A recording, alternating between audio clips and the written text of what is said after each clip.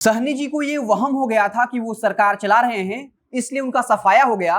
उनके साथ वही हुआ जो होना चाहिए था।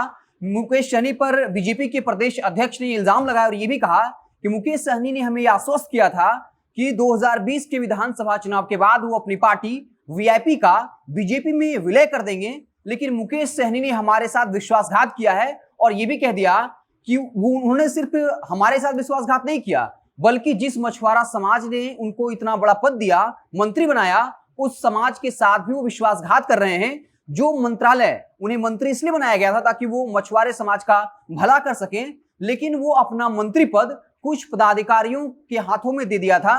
इसके साथ ही कई तरह के इल्जामात जो है बीजेपी के प्रदेश अध्यक्ष ने लगाए और ये कह दिया कि उनको वहम हो गया था कि वही सरकार चला रहे हैं, इसलिए उनका सफाया कर दिया।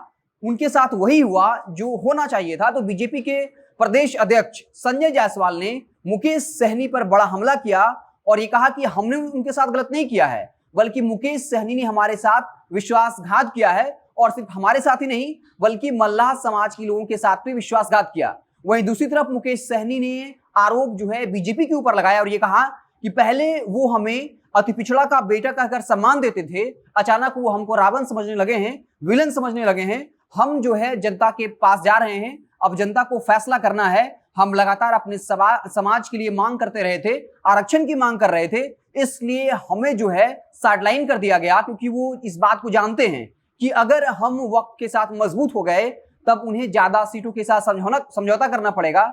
इसके साथ ही एक और महत्वपूर्ण बात कही थी।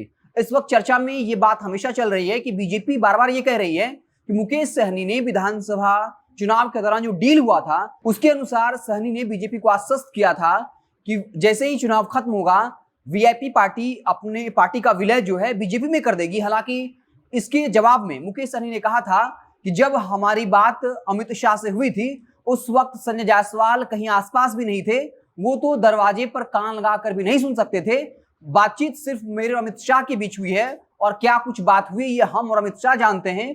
और जो कुछ भी बातचीत हुई है अगर हम खुले प्लेटफॉर्म पे कह दें तो बवाल मच जाएगा। तो साफ तौर पे एक तरफ बीजेपी ने फिर इस बात को दोहरा दिया है कि मुकेश सहनी ने हमें आश्वस्त किया था कि 2020 के विधानसभा चुनाव के बाद वो अपनी पार्टी का विलय बीजेपी में कर देंगे, लेकिन उन्होंने जो है वादा खिलाफी की है। वही मुकेश सहनी बार बार ये कह रहे हैं कि जब हमारी बात अमित शाह से हुई थी उस वक्त कमरे में सिर्फ हम और अमित शाह थे, बीजेपी का कोई भी बड़ा नेता की हिम्मत नहीं थी कि वो उस मीटिंग में शामिल होता, यहां तक कि दरवाजे पर कान लगाकर सुनने की अनुमति नहीं थी। और हमारी बात जो अमित शाह से हुई है अगर हम वो खुले प्लेटफॉर्म पे कह दे तब बवाल मच जाएगा।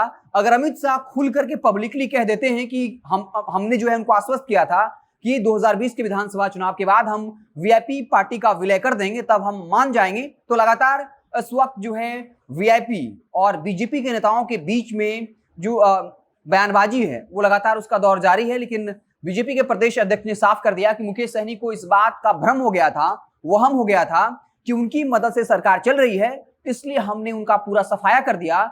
उनके साथ वही हुआ जो होना चाहिए था। इसके साथ ही आरजेडी भी मजे ले रही है और कह रही है कि हम पर तो यह आरोप लगा कि हमने पीठ पर खंजर मारा है, लेकिन बीजेपी ने सीधे कलेजे पर वार किया है, सीधा सीने पर खंजर मारा है।